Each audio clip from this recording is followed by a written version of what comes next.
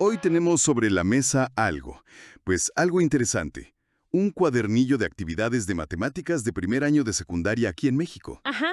Y el tema es la multiplicación de decimales, que es algo que, bueno, muchos aprendimos casi de memoria, pero... Pero que rara vez nos detuvimos a entender de verdad, ¿no? Exacto.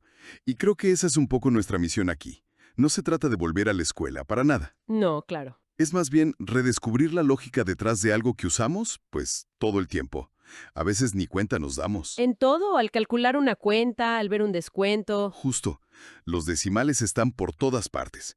Y la idea es entender por qué las reglas funcionan como funcionan, que no sea un truco de magia. Y que se vuelva intuitivo. Eso, Y esa idea de conectar la regla con la intuición es clave. Porque, a ver, la memoria falla, pero la lógica no. cierto. Arraigada sobre las matemáticas. ¿Cuál? Esta idea de que multiplicar siempre agranda los números. Ah, claro, es lo que uno piensa instintivamente. Multiplicar es hacer más grande. Si tengo 5 cajas con 10 manzanas, Exacto, 5 por 10 te da 50. El resultado es mayor. obvio. Pero esa es solo la mitad de la historia. En cuanto metes decimales menores a 1, la multiplicación se transforma por completo. ¿Cómo? Se convierte en una herramienta de reducción. Ya no estás agregando grupos, estás tomando partes de un grupo. Ah, ok. Y el punto decimal es simplemente el marcador que nos dice qué tan pequeña es esa parte que estamos tomando. Y el cuadernillo, de hecho, lo muestra desde el primer ejercicio. A ver, vamos a entrarle a eso. La primera sección plantea justo ese escenario. Multiplicar un entero por un decimal.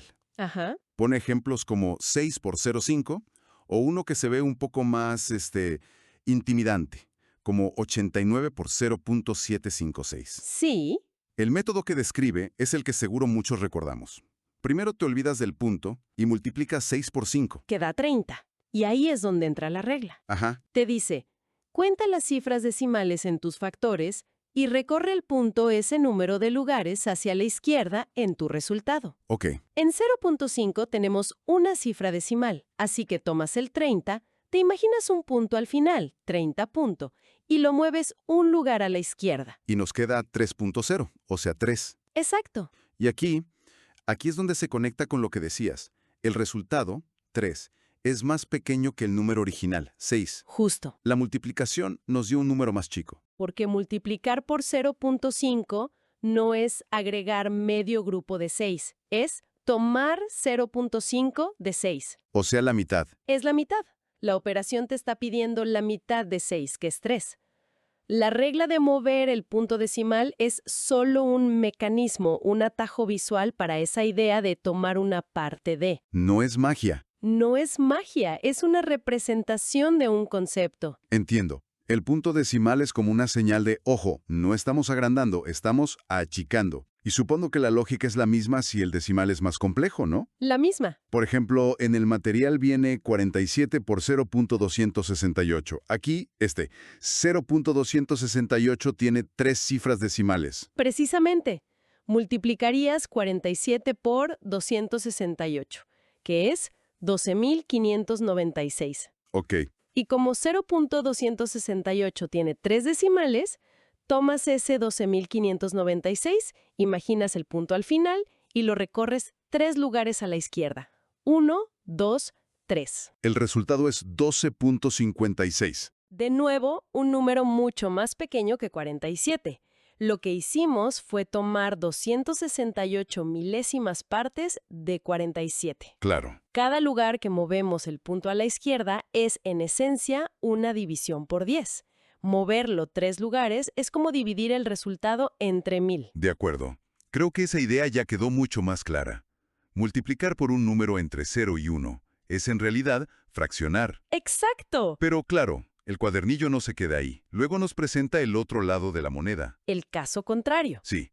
¿Qué pasa cuando multiplicamos por números grandes, como 10, 100 o 1000? Aquí la intuición original de agrandar sí aplica, ¿verdad? Aquí volvemos a territorio familiar. La operación recupera su función de amplificación y La regla se invierte. se invierte, como es de esperar. Sí, la regla es un espejo del anterior. Dice que al multiplicar por una potencia de 10, el punto decimal se recorre hacia la derecha, hacia el otro lado. Y el número de lugares que se mueve es igual al número de ceros. El ejemplo del cuadernillo es 28.74 por 100. Ajá. Como 100 tiene dos ceros, tomamos el punto y lo movemos 2 lugares a la derecha.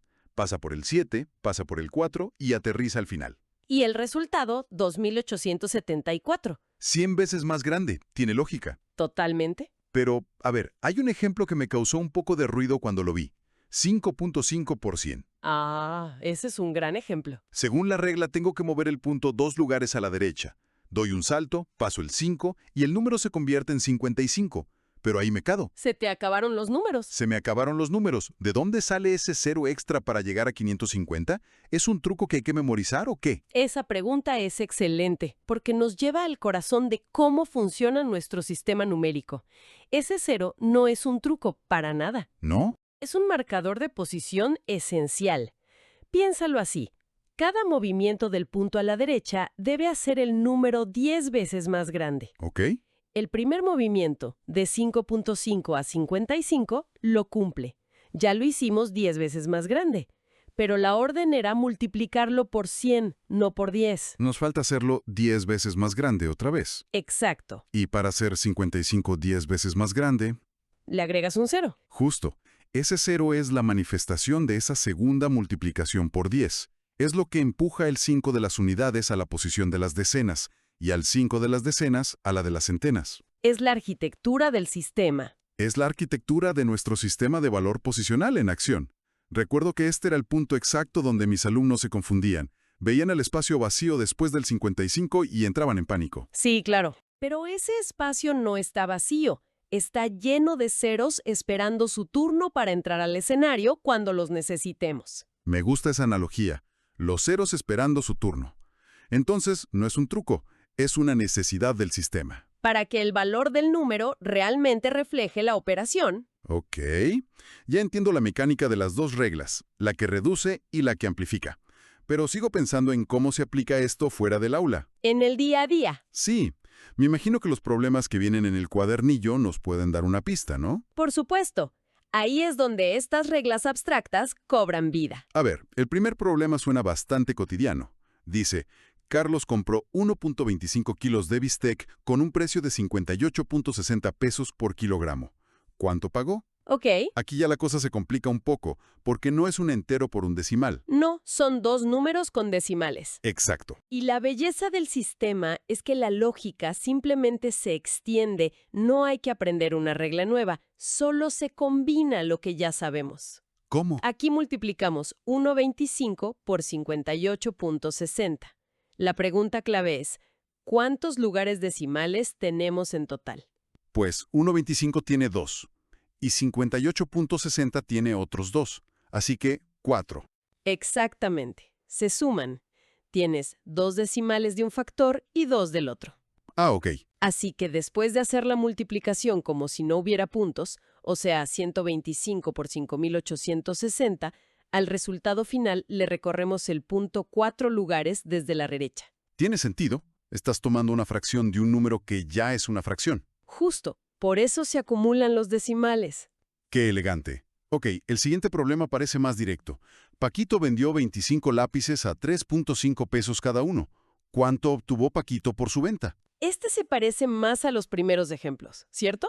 Sí, totalmente. Es una aplicación perfecta de la primera regla. Un entero, 25, por un número con un decimal, 3.5.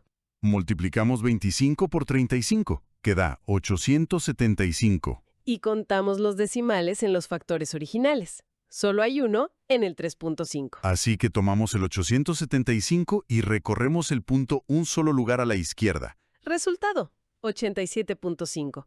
Y en el contexto del problema, que es dinero. Lo leemos como 87.50. Correcto. Muy bien.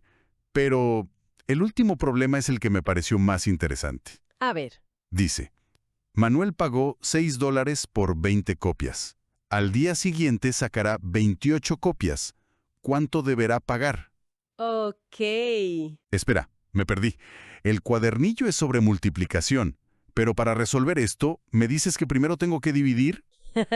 Eso se siente como una trampa. No es una trampa, es una lección mucho más valiosa disfrazada de problema de multiplicación. ¿Así? Sí. Nos obliga a detenernos y a pensar estratégicamente.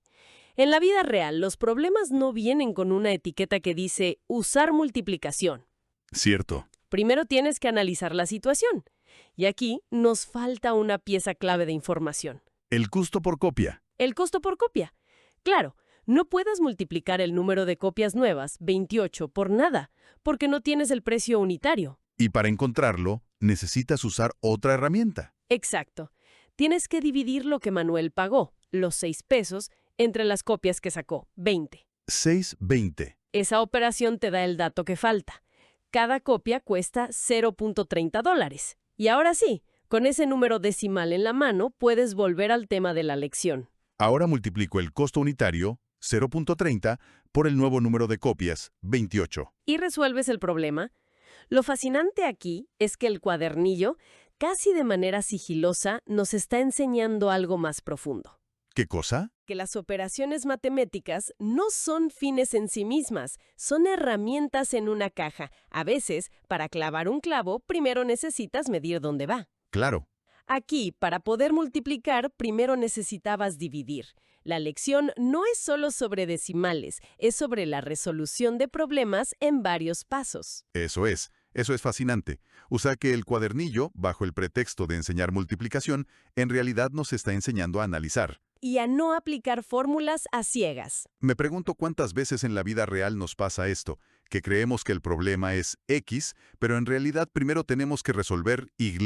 Totalmente. Y esa es la diferencia entre simplemente calcular y verdaderamente razonar matemáticamente. Reconocer la estructura de un problema. Antes de lanzarse a operar. Exacto. Bien, creo que hemos explorado esto desde varios ángulos. Si tuviera que resumir la gran idea que me llevo, es que la posición del punto decimal no es un capricho. Para nada. Es como el centro de control que nos dice si la multiplicación está funcionando como una lupa o como unas pinzas. Es una excelente manera de ponerlo. ¿Verdad? Sí. Si multiplicas por algo mayor que 1, como 10 o 100, el punto se mueve a la derecha para agrandar el número. Es la lupa. Y si multiplicas por algo menor que 1, un decimal, el punto se mueve a la izquierda para achicarlo. Para tomar una pequeña parte, como unas pinzas de precisión. Derecha para amplificar, izquierda para reducir. Y todo conectado a esa idea fundamental de que la multiplicación no siempre agranda las cosas. Una idea que honestamente cambia la perspectiva. Sí. Y entender el porqué de esos movimientos que se relacionan con el valor posicional y la idea de tomar fracciones es lo que construye una confianza real. No es solo memorizar. No es memorizar 2 lugares para acá, 1 para allá. Es entender qué le estás haciendo al número. Y ese entendimiento es lo que te permite abordar problemas como el de las fotocopias. Sin sentir que te han puesto una trampa. Exacto. Y con esa idea, me gustaría cerrar con una última reflexión, para quien nos escucha. A ver. Hemos visto el punto moverse a la izquierda para reducir y a la derecha para ampliar. Pero si llevamos esa lógica un paso más allá, ¿qué pasaría al multiplicar 2 números decimales entre sí? Pensemos en 0.5 por 0.5. ¿A dónde se movería el punto decimal? Y más importante aún, ¿qué nos diría el resultado sobre esa vieja idea de que la multiplicación siempre agranda las cosas? Aprender, disfrutar,